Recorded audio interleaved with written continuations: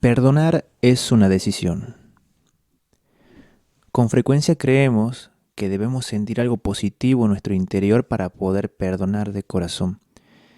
Pero para perdonar de verdad, no es necesario sentir algo bonito dentro de nosotros, solo es preciso tener la voluntad de hacerlo, aunque todavía tengamos sentimientos negativos y sintamos rechazo a quien nos ha hecho daño. Perdonar es una decisión de voluntad, y esta decisión la podemos y la debemos tomar para evitar que el odio y el rencor destruyan nuestra vida. Por supuesto que muchas veces es muy difícil perdonar a quien nos ha hecho mucho daño a nosotros o a nuestros familiares. Pensemos en quien ha matado o ha violado a nuestro ser más querido. Ciertamente que humanamente parece algo imposible. Por eso el mismo Jesús ya nos avisó que sin mí no podéis hacer nada. Juan 15:5.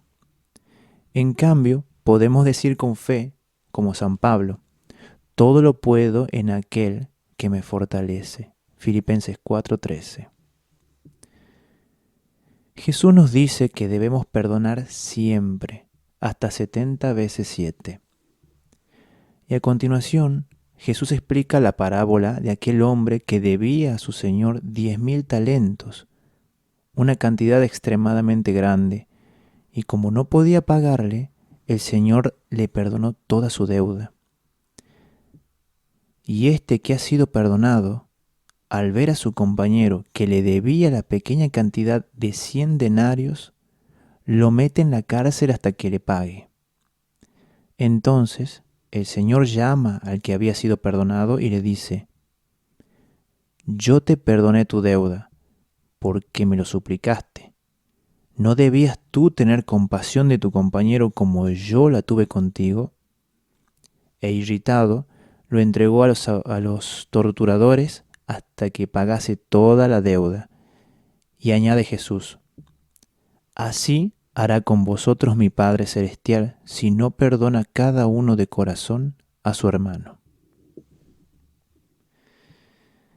El odio es un veneno que nos va pudriendo por dentro y no nos deja vivir en paz, llevándonos a la violencia y a la desesperación. Hay personas que van mucho a la iglesia o tienen en su casa llena de estampas religiosas, pero su corazón está duro porque no quieren perdonar. Es como si dijeran: a Dios lo amo con todo mi corazón, pero al que me ha hecho daño lo odio con todo mi corazón. Y eso es una contradicción. No podemos decir: yo amo a Jesús, pero odio a mi hermano. Yo rezo a Jesús, pero no rezo por mi hermano. Por esto sería bueno preguntarnos alguna vez: ¿cuánto amo a Jesús? La respuesta es: lo amo tanto como amo a mi peor enemigo. Pues si Jesús ha dicho: lo que hicieres a uno de estos mis hermanos más pequeños, a mí me lo hacéis. Y debemos reconocer que con frecuencia es muy poco lo que amamos a Jesús, pues es muy poco lo que amamos a nuestro peor enemigo. Una buena manera de liberarnos del rencor es orar por nuestros enemigos, pidiendo a Dios que los bendiga. Es como ir en contra del odio, que nos llama a vengarnos y a desear el mal. La oración nos invita a bendecir y a pedir el bien para nuestros enemigos.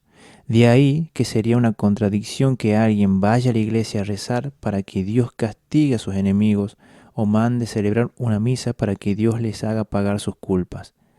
Dios quiere que perdonemos, no que le deseemos el mal o que le pidamos que los castigue. Otro medio muy importante es la confesión. La confesión es liberación de nuestros pecados, que a veces son como pesos insoportables de llevar. Pues bien, cuando nos confesamos del rencor con el propósito y la decisión de perdonar, aun cuando todavía sintamos rechazo a esas personas, ya estamos dando los pasos para descargar así el peso de la venganza o del resentimiento. La confesión es una verdadera liberación que también nos sana psicológicamente, pues el peso de un pecado grave no confesado durante mucho tiempo puede crear tensión interior y malestares que afectan a nuestra salud. Como vemos, ciertamente, ser cristiano no es fácil. Jesús quiere que perdonemos, pero todavía nos pide algo mucho más difícil. Amad a vuestros enemigos y orad por los que os persiguen. Amar a los enemigos es algo realmente, en algunos casos, heroico, pero ese es el ideal al que debemos aspirar. Si no perdonamos, haremos mala sangre y envenenaremos nuestra vida. Ya lo decía el gran filósofo Max Scheler, el resentimiento es una autointoxicación psíquica, es decir, un autoenvenenamiento interior que hasta produce enfermedades físicas. Por esto y por mucho más debemos decidirnos a perdonar y dejar el resto a Dios y a la justicia humana. Una vez que hemos puesto de nuestra parte lo que creíamos mejor, incluso denunciando al malvado para que no siga haciendo el mal a otros, podemos dormir tranquilos y tener paz en el corazón. Y si nos resulta demasiado difícil perdonar, pidamos ayuda a Dios y a nuestra Madre, la Virgen María, y a todos los santos y ángeles. Oremos sin cesar, porque el perdón también es una gracia de Dios que debemos pedir humildemente. Decidamos en este mismo momento perdonar con la ayuda de Dios y así sentiremos la alegría de vivir. Veamos algunos ejemplos concretos. Candice Lee, cuando tenía 21 años, fue asaltada y estrangulada por un criminal. Ella dice: yo estaba esperando a mi esposo a la puerta del nightclub donde trabajaba para recogerlo. Era la 1 a.m. Él no me estaba esperando afuera como acostumbraba y yo lo esperé dentro del coche. De pronto, un hombre vino, me abrió la puerta y me sacó a la fuerza del coche. Me arrastró un par de casas más abajo y me estranguló hasta morir. Él me asesinó. Yo estaba clínicamente muerta. Yo sentí un fuerte sonido y quedé en total oscuridad, pasando por un túnel oscuro. 3 ángeles me llevaron por el túnel hasta el final, donde se veía una luz muy brillante. Allí vi a mi padre. Él había muerto cuando yo tenía 15 años. También estaban con él otras personas que eran de mi familia, aunque algunos de ellos no los conocía. Ellos estaban en un lugar inmenso donde parecía que iban a estar para siempre. No había paredes y todo estaba iluminado por la luz más brillante que se puede imaginar, más brillante que la luz del sol. En aquel lugar había una mesa muy grande con un libro sobre ella. Un ángel miró el libro y encontró la página de mi vida. Los ángeles me llevaron a otro lugar donde estaba Jesús. Yo me arrodillé y los ángeles se colocaron a mis costados de pie. Jesús se acercó a mí y me dijo: regresa, todavía no es tu hora. Tú debes enseñar. Jesús estaba brillante, era pura luz, pero yo podía ver su cuerpo. Vestía ropas blancas y su rostro era luminoso como una luz incandescente. No hay nada en el mundo más hermoso, estaba lleno de amor. Se podía sentir su amor. Cuando Jesús me dijo que debía regresar, me encontré de nuevo en el túnel y aterricé en mi cuerpo. Abrí los ojos y vi a mi asesino sobre mí. Él se asustó y se enfureció.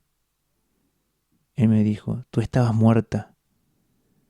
Creo que habían pasado unos 15 minutos. Yo le rogué: por Dios, déjame vivir.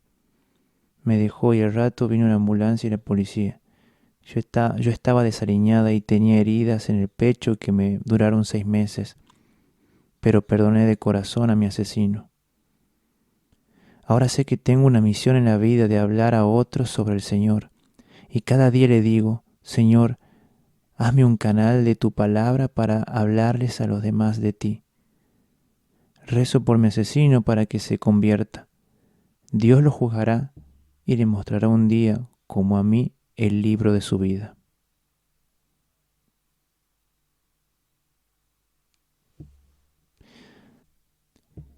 En 1993, yo era enfermera, vivía en Florida y tenía 36 años. Acostumbraba por las noches dar de comer a todos los gatos de la vecindad.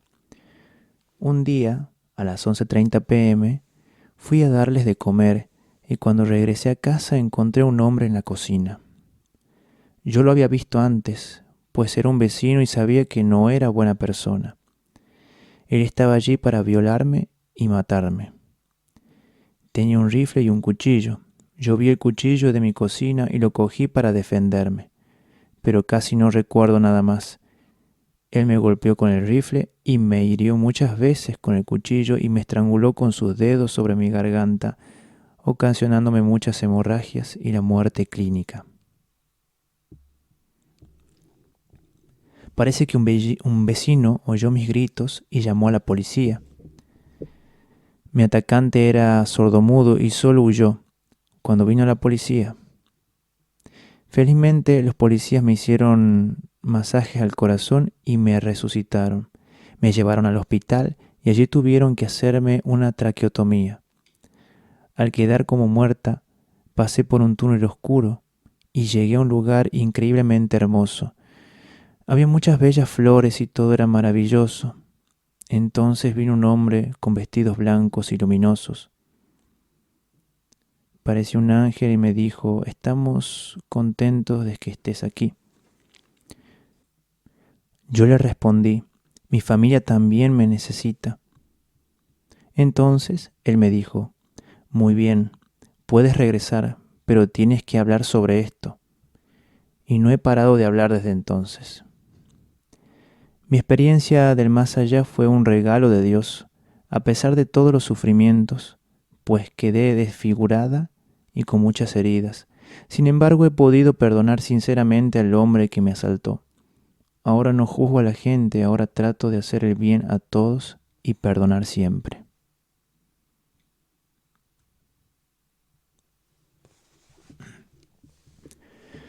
La doctora Elizabeth Kubler-Ross dice, una vez encontré a una mujer negra que trabajaba en la limpieza del hospital donde yo estaba.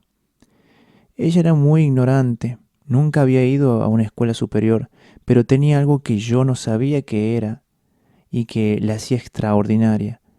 Cada vez que ella entraba a la habitación de un enfermo moribundo, algo sucedía, y yo hubiera dado $1.000.000 para saber el secreto de esta mujer.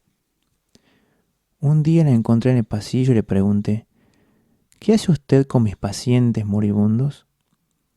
Ella se sorprendió por la pregunta y dijo, yo no hago nada, yo solo limpio su habitación. Pero me abrió su corazón y me habló de su dramática historia. Ella había crecido en un barrio muy pobre, pasaban hambre, no tenían medicinas. En una ocasión, ella se sentó en el hospital con su hijo de 3 años, esperando al médico, pues su hijo estaba muy enfermo. Y su hijo murió de neumonía en sus brazos, esperando porque no lo habían querido atender a tiempo. Ella me dijo esto sin resentimientos, sin ira y sin odio. Y continuó, usted sabe, doctora, la muerte no me es ajena. Algunas veces cuando entro en la habitación de un moribundo, ellos parecen muy asustados. Yo no puedo ayudarlos, pero me acerco a ellos y los toco con cariño y les digo, no es algo tan horrible, Dios te ama. Dice Bill Wild, vivía en la sección judía de Varsovia con mi esposa, nuestras 2 hijas y nuestros 3 hijos. Cuando los alemanes llegaron a nuestra calle, pusieron a todos en fila contra la pared y abrieron fuego con las ametralladoras. Les supliqué que me permitieran morir con mi familia, pero como yo hablaba alemán, me pusieron en un grupo de trabajo. En ese momento tenía que decidir si odiar o no a los soldados que habían hecho eso. Yo era abogado y en el ejercicio de mi profesión había visto con demasiada frecuencia lo que el odio podía hacer a la mente y al cuerpo de la gente. El odio acababa de matar a las 6 personas más importantes del mundo para mí. Por eso decidí entonces que pasaría el resto de mi vida, sin importar si eran pocos días o muchos años, amando a cada persona que tuviera contacto conmigo.